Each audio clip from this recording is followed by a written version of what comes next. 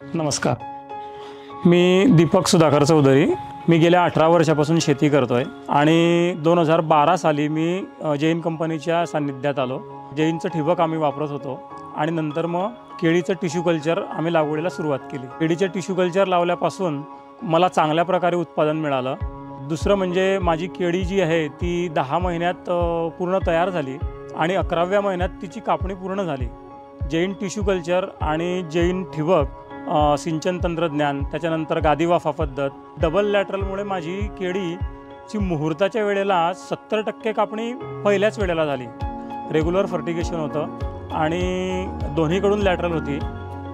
त्याच्यामुळे uniform quality त्यामध्ये निघाली आणि संपूर्ण बांधावरचं खोड ते सबमेनवरचं खोड एक सारखं खोड आलं. मला 32 टनापर्यंत उत्पादन मिळालं होतं.